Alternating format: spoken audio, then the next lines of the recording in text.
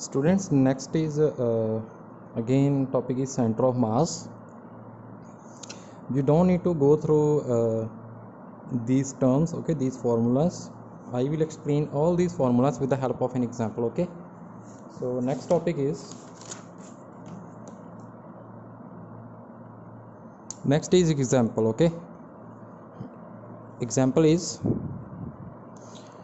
three particle of mass is 0.2 kg, 0.3 kg, 0.4 kg are situated at the vertices ABC of right angle triangle ABC with angle A is equal to 90 degree. AB is equal to 2 cm along x-axis, BC is equal to 2.5 cm. Find the distance of center of mass from A. Okay, listen. ਹੁਣ देखो बच्चे, ਤੁਸੀਂ ਕੀ करना, centre of mass calculate करना। ਤੁਹਾਨੂੰ पता formula centre of mass ਦਾ ਕੀ ਹੁੰਦਾ,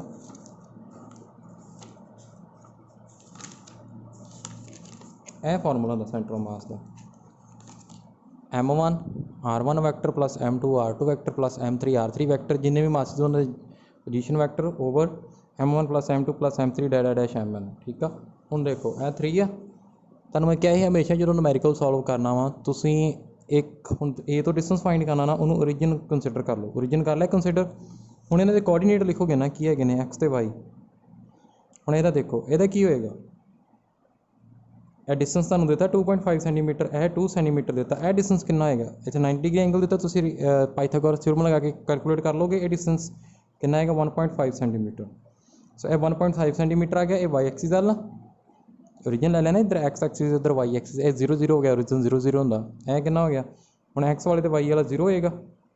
ਇਹ ਕਿੰਨਾ ਹੋ ਗਿਆ 2,0। ਇਹ ਕਿੰਨਾ ਹੋ ਗਿਆ, ਇਹ ਕਿੰਨਾ ਹੈ ਸੀ ਡਿਸਟੈਂਸ 1.5 ਸੈਂਟੀਮੀਟਰ। ਇਹ ਕਿੰਨਾ ਹੈਗਾ 0,1.5 ਸੈਂਟੀਮੀਟਰ। ਕੈਲਕੂਲੇਟ ਕਰ ਲਓਗੇ। ਹੁਣ M1 X1 X1 X2 ਅਤੇ ਇੱਥੇ ਉਹ X3 R ਨੇ। ਕੈਲਕੂਲੇਟ ਕਰ ਲਓਗੇ। X ਅਤੇ Y ਕੋਆਰਡੀਨੇਟ ਤੁਸੀਂ ਦੋਨੋਂ ਕੈਲਕੂਲੇਟ ਕਰੋਗੇ। ਠੀਕ ਆ, X ਅਤੇ Y, ਠੀਕ ਆ, ਦੋਨੋਂ ਹੀ। ਹੁਣ ਜਦੋਂ ਤੁਹਾਡਾ ਇੱਦਾਂ ਆ ਜਾਏਗਾ, ਤੁਹਾਡਾ ਇਹਦਾ ਜੇ ਪੋਜੀਸ਼ਨ ਵੈਕਟਰ ਕਵੇ ਤੁਹਾਨੂੰ ਕਿ ਤੁਸੀਂ ਇਹਦਾ ਪੋਜੀਸ਼ਨ ਵੈਕਟਰ ਕੀ ਹੋਏਗਾ ਤੁਹਾਡਾ, ਇਹਦਾ ਪੋਜੀਸ਼ਨ ਵੈਕਟਰ ਹੋਏਗਾ R vector is equal to X centre of mass I cap plus Y centre of mass J cap. ठीक है, ਹੁਣ ਇਹਨਾਂ ਦਾ ਰਿਜ਼ਲਟੈਂਟ ਫਾਈਂਡ ਕਰਨਾ ਜੇ ਓਰੀਜਨ ਤੋਂ ਡਿਸਟੈਂਸ ਫਾਈਂਡ ਕਰਨਾ। ਜੋ X ਦੇ ਲੌਂਗ ਸੈਂਟਰ ਆਫ ਮਾਸ ਹੈ ਉਹਦੀ ਵੈਲਿਊ Y ਦੇ ਲੌਂਗ ਉਹਦਾ। ਠੀਕ ਹੈ, ਪਤਾ ਨਾ ਇਹ ਤੁਸੀਂ ਉਹਦੇ 'ਚ ਕੀਤਾ, ਮੈਗਨੀਟਿਊਡ ਕੈਲਕੂਲੇਟ ਕੀਤਾ ਅਸੀਂ ਵੈਕਟਰ 'ਚ ਕੀਤਾ ਹੋਇਆ ਪਹਿਲਾਂ। ਠੀਕ ਆ, next is centre of mass of rigid bodies. Okay, centre of mass of rigid bodies. ठीक है स्टूडेंट्स, देखो हुण centre of mass rigid body का कैलकुलेट करते हैं। देखो जे तो बॉडी हैगी आ, पहले कि लिखा उन्हें देखो, rigid body is composed of many particle, it does not show any change in configuration. मैं तुहानूं रिजिड बॉडी समझा चुका की हैगी, और कन्फिगरेशन उस चेंज नहीं कर सकते, उसकी शेप डायमेंशन नहीं चेंज कर सकते बाय अप्लाइंग द फोर्स। ठीक है, उन्होंने कहने पर रिजिड बॉडी। जिमें सख्त बॉडी हो, एक तुम पत्थर लै लो, सख्त आ ना हो की है, रिजिड बॉडी है। आ टेबल आ, ठीक है, यह टेबल है हार्ड आ। ठीक है, ये शेप ईजिली चेंज नहीं होनी, तो ना ही ये डायमेंशन चेंज होनी ईजिली फोर्स लगा के। सो ये भी क्या है, रिजिड बॉडी है। ठीक है, एक आइडियल रिजिड बॉडी तो वैसे मैं इन्हूं आइडियल नहीं कह सकता, बट रिजिड हैगी, आइडियल नहीं कहांगा इन्हूं। ठीक है, देखो जे if a body has symmetrical shape then position of its centre of mass lies at the centre of symmetry और on the axis of symmetry. जे तो बॉडी कोई हैगी उसकी शेप की है सिमेट्रिकल। सिमेट्रिकल किवें, तुसीं एक रिंग लै ली, रिंग लै ली, इसकी शेप जो तुसीं लैंदे जे सिमेट्रिकल, इहदी रिंग दी। Symmetrical means mass is uniformly distributed. Okay, uniformly distributed है इहदे उपर मास। ठीक है, ਹੁਣ ਜੇ ਮਾਸ ਯੂਨੀਫਾਰਮਲੀ ਡਿਸਟਰੀਬਿਊਟਡ ਆ ਫਿਰ ਹੀ ਇਹਦੀ ਸਿਮੈਟਰੀ ਕੰਮ ਆਏਗੀ ਆਪਣੀ। ਠੀਕ ਆ, ਕਿੱਥੇ ਹੋਏਗਾ ਤਾਂ ਸੈਂਟਰ ਆਫ ਮਾਸ ਇਹਦੇ ਸੈਂਟਰ 'ਚ ਹੋਏਗਾ, ਇੱਥੇ ਕਿਤੇ। ਠੀਕ ਆ, ਜੇ ਇੱਕ ਮੇਰੇ ਕੋਲ ਵਾਇਰ ਹੈ ਕੀ ਹੈ ਯੂਨੀਫਾਰਮ ਲੈਂਥ ਦੀ, ਉਹਦਾ ਸੈਂਟਰ ਆਫ ਮਾਸ ਕਿੱਥੇ ਹੋਏਗਾ, ਉਹਦੇ ਸੈਂਟਰ 'ਚ ਹੋਏਗਾ, ਜਿੱਥੇ ਉਹਦੀ ਮਿਡ ਪੁਆਇੰਟ ਹੈਗਾ ਉਹਦੀ ਲੈਂਥ ਦਾ। ਠੀਕ ਆ, ਨੈਕਸਟ ਮੈਂ ਸੈਂਟਰ ਆਫ ਮਾਸ ਕਰਵਾਉਣ ਲੱਗਾ, centre of mass of a uniform thin rod. ਠੀਕ ਆ, ਆ ਮੈਂ ਰॉड ਲੈ ਲਈ। ठीक आ, इधर रॉड का मास कितना है, कैपिटल M। रॉड आ,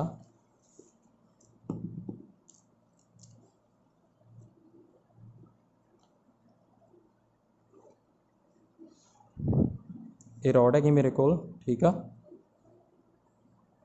ਇਹਦਾ ਮਾਸ ਕਿੰਨਾ ਹੈਗਾ ਜੀ m, ਇਹਦੀ ਲੈਂਥ ਕਿੰਨੀ ਹੈਗੀ ਆ l, ਟੋਟਲ ਲੈਂਥ l ਹੈਗੀ। ਹੁਣ ਇਹਦਾ ਸੈਂਟਰ ਮਾਸ ਕੈਲਕੂਲੇਟ ਕਰਨਾ।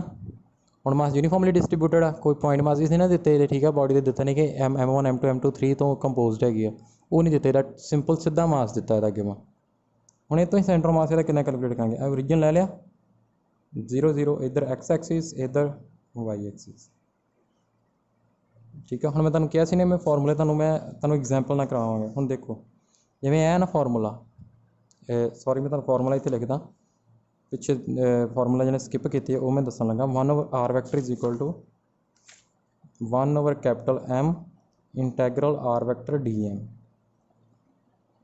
ठीक है। ਇਹ ਫਾਰਮੂਲਾ ਲਗਾ ਕੇ ਤੁਸੀਂ ਕੀ ਕਰੋਗੇ, ਇਹਦਾ ਕੈਲਕੂਲੇਟ ਸੈਂਟਰ ਆਫ ਮਾਸ।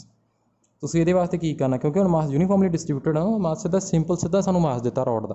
ਇਹ ਨਹੀਂ ਦੱਸਿਆ ਗਿਆ ਕਿ ਜਿਹੜੇ ਮਾਸਿਸ ਤੋਂ ਕੰਪੋਜ਼ਡ ਹੈ, ਠੀਕ ਆ। m1 m2 m3 ਉਹ ਗਿਵਨ ਨਹੀਂ ਆਪਾਂ ਨੂੰ ਹੈਗੇ ਜਿਹ ਤੋਂ ਕੰਪੋਜ਼ਡ ਹੈ। ਸੋ ਇਹਦੇ ਵਾਸਤੇ ਅਸੀਂ ਕੀ ਕਰਾਂਗੇ, ਇੱਕ ਮੈਂ ਛੋਟਾ ਜਿਹਾ ਮਾਸ ਲਵਾਂਗਾ dm, ਠੀਕ ਆ। ਛੋਟਾ ਥੋੜਾ ਪਾਰਟ ਲੈ ਲਿਆ, ਉਹਦੀ ਲੈਂਥ ਕਿੰਨੀ ਹੈਗੀ ਹੈ, ਕਿੰਨੀ ਉਹਦੀ ਹੈ ਵਿਡਥ, ਇਹ ਕਿੰਨੀ ਹੈ dx, ਕਿੰਨੇ ਡਿਸਟੈਂਸ 'ਤੇ ਹੈਗਾ ਓਰੀਜਨ ਤੋਂ, किन्ने डिस्टेंस ते हैगा जी x ते, किन्ने डिस्टेंस ते हैगा x ते। हुण देखो ਇਹਦੀ वैल्यू कर ਆਪਾਂ पुट करिए, पहले तो डी एम की वैल्यू कैलकुलेट करनी है, ठीक है। जी बॉडी रॉड आ, mass of rod having length l, कितना मास होता m, ठीक है। यूनिट लेंथ का कितना होएगा, यूनिट लेंथ मीनस जिमें ये 10 मीटर लंबी लॉड आ, यह 10 किलोग्राम भार आ, 1 मीटर लेंथ का कितना होएगा 1 किलोग्राम, है ना। हुण जे इत्थे मास m दिता, लेंथ l आ, तो 1 मीटर लेंथ का कितना होएगा m/l, जिन्नी टोटल लेंथ दी उन्होंने टोटल मास में डिवाइड कर देंगे। हुण जे dx लेंथ आ, उहदा मास कितना होएगा m/l इंटू dx, लगी समझ बेटा। सो m/l इंटू dx, dm की वैल्यू आ गई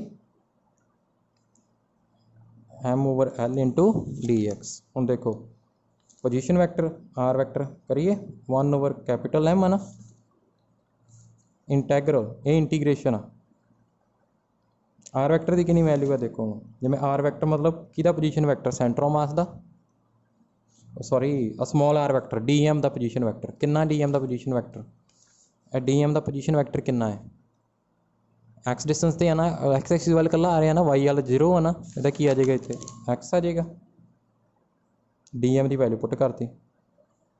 हूँ है ना डी एक्स आ, देखो डी एक्स का इंटीग्रेशन होने ना, डी एक्स किन्ने तो किन्ने वेरी कर दिया, किन्नी ये value 0 to l, D x की वैल्यू कितनी है 0 to l टोटल ये रॉड की लेंथ है ना। डी एक्स किन्ने तो किन्ने वेरी कर रहा, m कैंसल्ड 1/l इंटैग्रल कितना 0 to l x dx है ना। हम x वा x के नाल दी इंटीग्रेशन होनी, दसो है ना पावर एक इनक्रीज हो रही है, की आ जाएगी 1 ही 1 + 1 2, नीचे 2 आ जाएगा 0 to l, की आ जाएगा 1/l, अपर लिमिट पुट करो l² / 2 माइनस फिर लोअर लिमिट की आ जाएगा 1/l इंटू l²/2, कितना आ जाएगा l/2।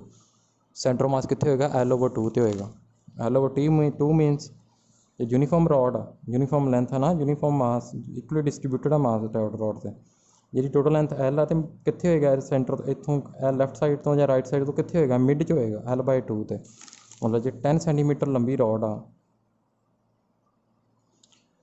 ठीक है। यूनीफॉर्म मास यूनीफॉर्मली डिस्ट्रीब्यूटेड आ, तुहानूं कहना सेंटर मास कितने होएगा, तो इतों जो तुम ओरिजिन लै लो इतने कितने होएगा, इतने होएगा 5 सेंटीमीटर ते, ओके।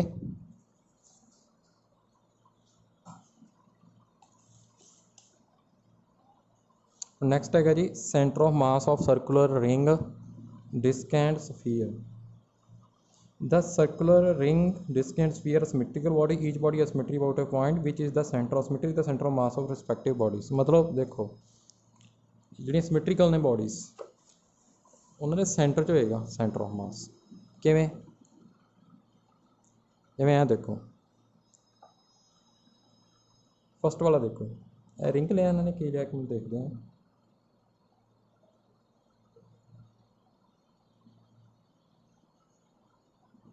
सर्कुलर रिंग आ, ठीक आ।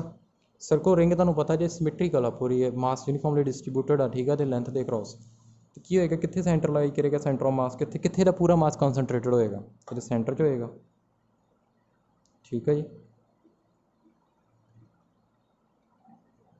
जे आप ऐ लेने ओरिजन कित्थे होएगा, आ सेंटर इत्थे है ना, देख लो। जे इधर वाई एक्सिस वाला इंज लाई करन दिया, सेंटर ऑफ मास कित्थे होएगा, फिर सेंटर च होएगा, देख लो सेंटर के कोआर्डिनेट किहड़े हैगे 0, जे इधर लाई करन दिया हुण देखो ਇਹਦਾ सेंटर फिर इत्थे ही होना ना, कोआर्डिनेट देख लो कित्थे होणगे, जो ओरिजिन इत्थे लै रहे हैं R, 0, ठीक है। मतलब रहना सेंटर 'ਚ तो कोआर्डिनेट चेंज हो सकते हैं कि वो, क्योंकि वो अपने डिपेंड है ना एक्सिस कित्थे लै रहे हैं आप, कित्थे आप ओरिजिन लै रहे हैं। ਇਹ ट्रायंगुलर लैमिना मैं उस दिन भी दस्सिया एग्जाम्पल में, जिथे ਇਹਦਾ जे ਇਹਦਾ सेंट्रॉइड जिथे होएगा उत्थे की लाई करेगा, ਇਹਦਾ सेंटर ऑफ मास उत्थे सारा मास कंसनट्रेटेड होएगा, ठीक है। नैक्सट इज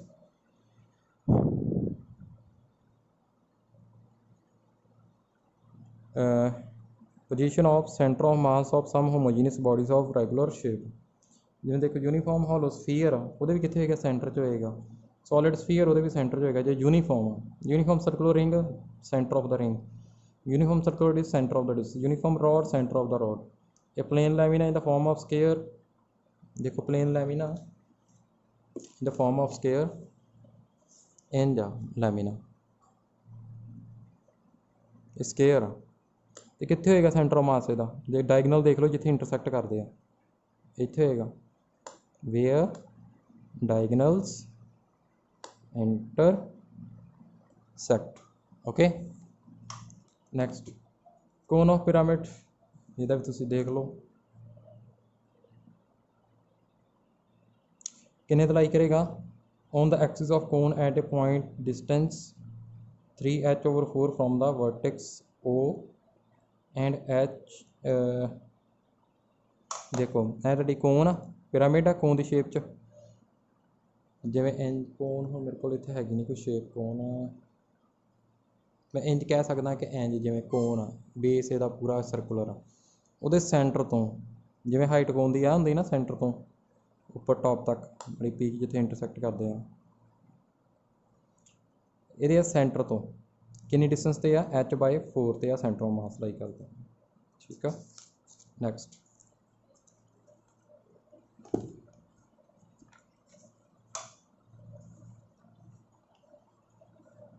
नैक्सट इज कुछ पॉइंट्स है regarding centre of mass.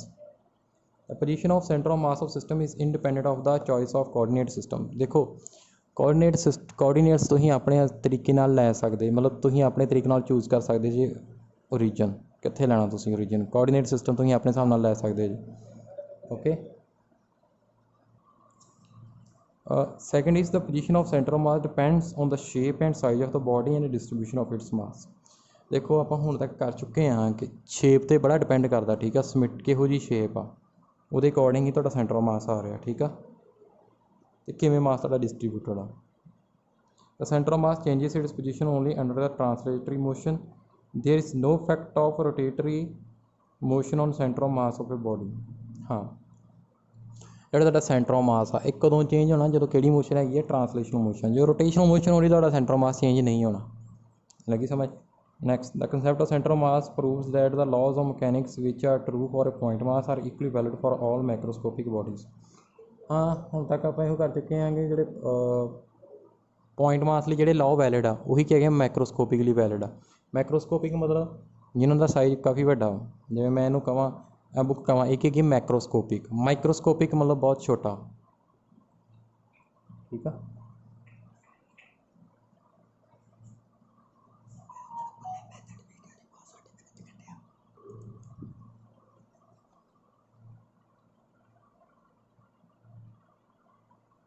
If we know the centre of mass of different parts of system, जिवें देखो ये अलग अलग पार्ट ही है ना सिस्टम के, देखो जिवें ऐ आ मैं इत्थे लै रहा आ सिस्टम है कोई, इहदा मास M1 इत्थे point mass M2 M3 M4 इन्हां मासिस तो बनया है ना,